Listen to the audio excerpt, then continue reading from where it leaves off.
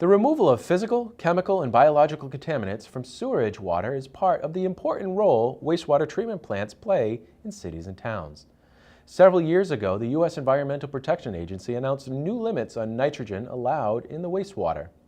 Rather than upgrade the Attleboro Wastewater Plant to meet the new requirements, the facility ran an internal pilot program to meet the new limit. Since its implementation, the program has been successful and has saved the city millions of dollars.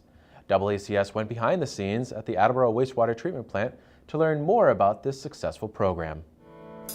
My name is Paul Kennedy. I'm the superintendent of the wastewater treatment plant here in Attleboro.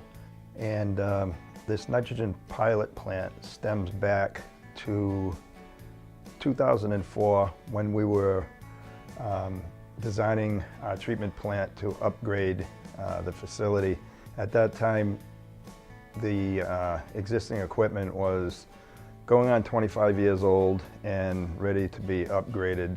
We had received something from DEP after the design was in progress, and they were asking us what we were going to do about total nitrogen, and we said, if you can let us know what the new limits are going to be, we could address that in the design before we started the construction. Phosphorus and nitrogen are nutrients. There's nutrients in fertilizers. You use fertilizers to grow grass.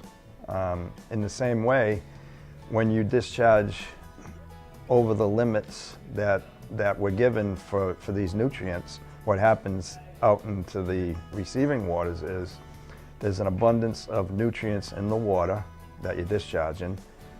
It creates algae blooms in the river.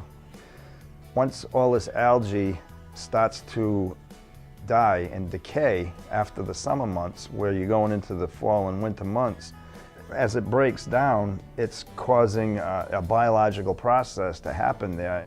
There's oxygen that has to be used by these microorganisms that are breaking down the algae. You're using an excessive amount of oxygen. You're taking oxygen from the 10-mile river, and what happens is the oxygen gets depleted so bad in the river that you start having fish kills. And what you don't want is to disrupt the food chain in any way, being the food chain begins with these minute water fleas that are in the 10-mile river, and then, you know, it goes up the chain. The excessive nutrients, it causes the algae blooms and depletes the oxygen. So that's why we have to get our limits down below what's given to us through the federal government, and that's where the 8 milligrams per liter came from. You know, after spending $30 million on an upgrade, we turned around and said, you know, we can't afford to spend another 50 to 60 million to upgrade this plant to meet total nitrogen. So I got together with our consultant engineers, CDM, and we said, what can we do to meet this 8 with what we have existing in the plant, with existing equipment?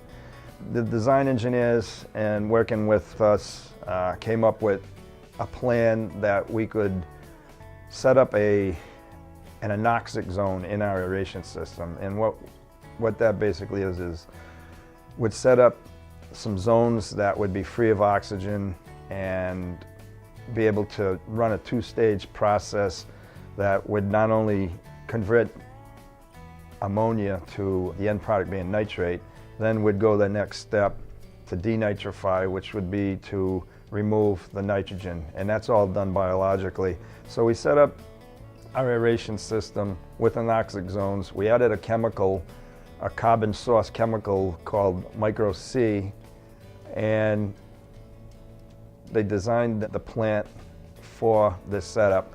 We constructed it. It cost the city about $750,000 between the design and the construction, and we started to run this full-scale pilot plant. They built a new pre-treatment facility, and we're discharging much less nitrogen into the collection system. Once that was done, we were able to run our plant where we could meet the total nitrogen.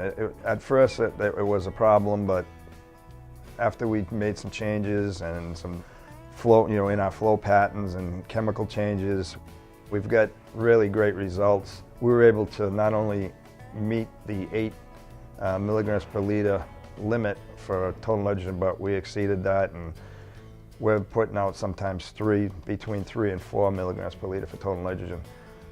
So the pilot plant has been a success.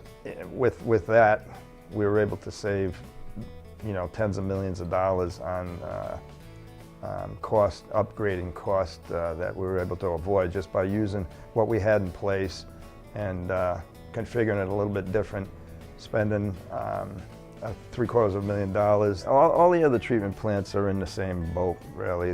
They all have to meet these new nutrient limits. The plant is designed for 8.6 million gallons. We're about half of our design, and the reason for that is because over the years, several of the big industries in Attleboro have left. Balfour's was one of them. They used to discharge 1 million gallons into the wastewater system. Texas Instrument was another big plant, and they're no longer with the city. So the city has lost flow coming into the wastewater treatment plant. So we're at half our capacity, so we were fortunate to have the extra capacity to be able to implement this full-scale pilot plant with the equipment that we already have in place. It was an experiment. It's a pilot plant, and we weren't sure if we could meet those limits, but we were able to overcome any kind of obstacles that we had out there, and we were able to meet the limits. I've been here for going on 35 years, and it's been a great career.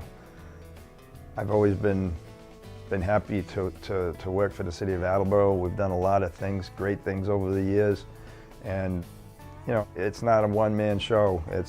I got my staff behind me, I got the mayor behind me, I got the city council behind me, and together as a team and as one unit, moving in the same direction with the same goals, we were able to run a good treatment plant here.